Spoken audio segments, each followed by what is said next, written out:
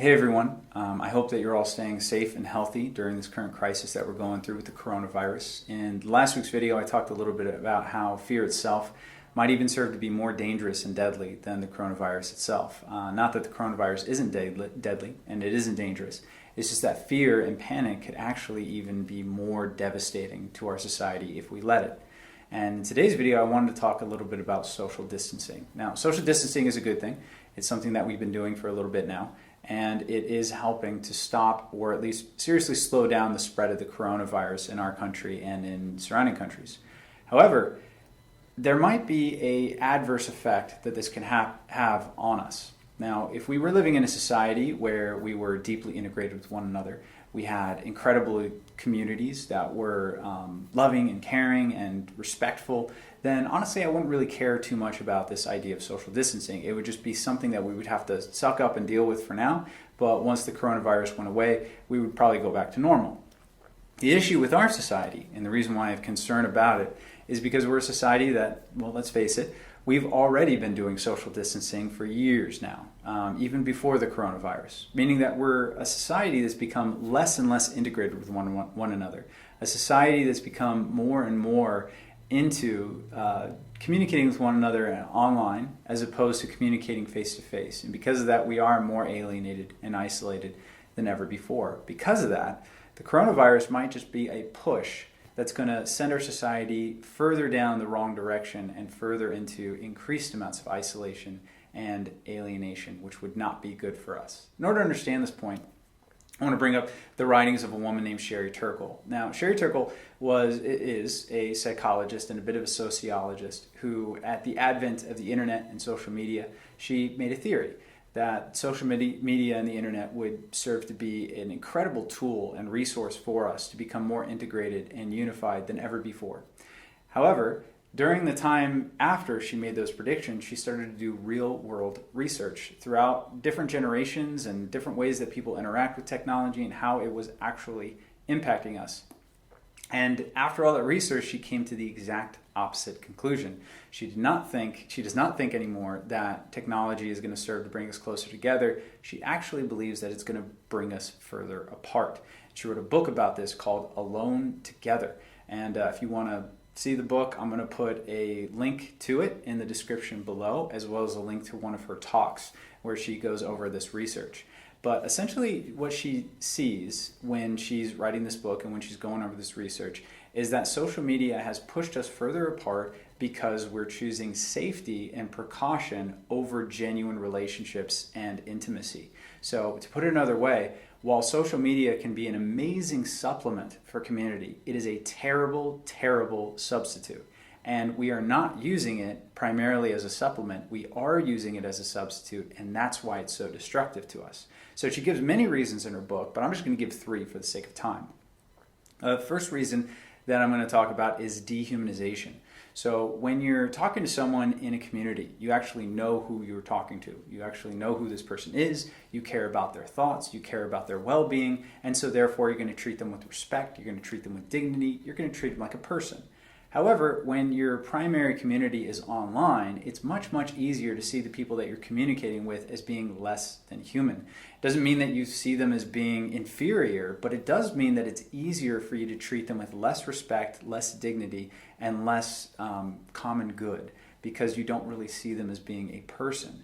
Now, let's look at a couple ways that this is being played out. The first one would be in disagreements. So again, if I'm talking to someone that I genuinely care about and we get into a disagreement, it might get a little heated. We might yell at one another, but at the bottom of everything, we care for each other. We care about each other's well-beings, and so we're going to try our hardest not to be disrespectful or cutting to each other as people. However, is that what we see online? No. Usually when people attack people online, they're not merely attacking their views, they're attacking them as a person. And they're overblown in their responses. It seems like they're incredibly hurtful and even violent in the way that they respond to one another. Now, why is this happening? Once again, it's because it's easier to dehumanize someone when you're talking through a computer than it is if you're talking face to face. Or how about sexting? Once again, sexting is a huge problem, both for my generation, the millennials, as well as Generation Z. I mean, the majority of people my age and younger are sexting at this point. Now, when it comes to conversations between members of the opposite sex or the same sex, when they're sexual, usually people try, if it's face-to-face, they at least try to be genuinely respectful towards the other person. But online, it's much easier to be disrespectful. That's why some parents, when they find these messages on their son or daughter's either social media accounts or on their phone, they're shocked. Because they're like, man, my kid is so respectful, they're so nice, they're so shy and quiet in person. How are they so vulgar and so disgusting when they're talking through these apps? Because it's easier for them to dehumanize the people that they're talking to, and therefore it's easier for them to be vulgar and disrespectful. The same is true for cyberbullying. Bullying has always existed. It's always existed in societies. However, it's become much, much worse, leading to even more suicide than ever before. Why? Because again, online, it's easier to dehumanize the people you're talking to and be far more aggressive, far more brutal, and far more cutting, and to not feel bad about it because you don't really see yourself as, again, hurting a person. You see yourself as just sending a message. And it's not, you take less accountability and responsibility for your actions that way. How about another one? She also said that it makes us more narcissistic and selfish. And the main reason that she says it's going to do that is because of conversation. Now, when it comes to conversing with somebody and getting to know them, you have to give someone your genuine attention. You have to talk to them. You have to look in their eyes. You have to hear what they're saying to you. You have to try to understand where they're coming from. It actually requires a lot of attention and a lot of focus in order to do that. We don't do that anymore. Usually when you're in a conversation with someone, you're not just in a conversation with one person, you're in a conversation with multiple people. Whether you're having these conversations primarily online or even if you're having conversations face-to-face. When you look at people nowadays when they're having meetings or just lunches or anything like that, how many times do they look at their phone and ignore the person that they're face-to-face with in favor of people that they're on the phone with? That's a crazy, crazy thing to see, but it happens all the time. Essentially what the message is that you're sending people when you do that is you're sending them a message of, I reserve the right to check in and out of this conversation as I see fit. And if something that you're saying is interesting to me, I'll check in. And if something is uninteresting to me, I'll check out. In other words, it enables you to split your concentration, to split the amount of focus that you're giving someone into many different conversations at once. And therefore, you're not giving anyone your undivided attention.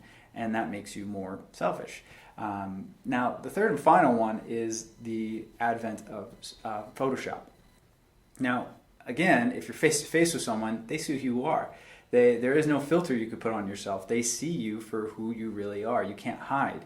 But on the internet, you can. You could use filters. You could use Photoshop. You could present the self that you want people to see as opposed to the self that you really are. Now, here's the issue with that. When do we as a species feel like we belong? How do we know that we have a community with people that we feel like we really, really belong with them? Sebastian Junger, in his book Tribe on Homecoming and Belonging, he puts it very simply. He says it's when you feel like you could be authentic with those around you. So when I feel like I could be me, that people see me for who I really am, and I don't have to put on any fronts, I don't have to put up any facades, they just see me for who I really am and they accept me how I really am, that's when I belong to a group or to a community. When I feel like I have to be fake, I don't belong to that community yet, and therefore it increases my amount of social anxiety because I'm trying to be accepted and I'm trying to belong, but I don't actually have that right yet. Now here's the issue. Because of social media, almost none of us feel like we belong with any group of people. Now that's a tragic, tragic statement to make, but it's 100% true. Now, back when I was in the Marines, I'm one of the most introverted people that I know. Yet I spent 24 hours a day, every day, surrounded by guys. And you know what? I had no social anxiety. I never felt emotionally drained. Usually I feel drained all the time when I'm back in America, but back when I was in the Marines, I never felt emotionally drained, even though most psychologists will tell you that if you're an introvert, you need alone time in order to recharge. I never had to recharge. Why? It's not the interactions that actually drain you emotionally, it's this social anxiety. It's the fact that you don't feel like you belong, so you feel like you have to hide your hurts, you have to hide your flaws, and you have to act like you're someone that you're really not. that actually makes you anxious, and it makes you less integrated with the people around you as opposed to more integrated with them. The group of people that you could be the most authentic with are the group of people that you most belong to. So, challenging question. Do you have a group, do you have a community where you belong? Those people that you could be sad around, you could be happy around, you could be even boring around, and they're going to want to be around you because it's you. That's the people group that you belong to. Unfortunately, like I said, most people would answer no to that question. They would say, no, I don't really belong anywhere. So I hope you see just from those 3 examples, and she gives many, many more inside of her book, why this social media, why the internet is making us less and less integrated. Why, again, social distancing, even though it's kind of a new thing, it's really not. It's something that has been happening more and more frequently. So why do I think that the COVID-19 virus is going to give us a push in the wrong direction? Well, look at what's happened. So because of the COVID-19, because of social distancing, most, if not all of our interactions with others are happening online and digitally.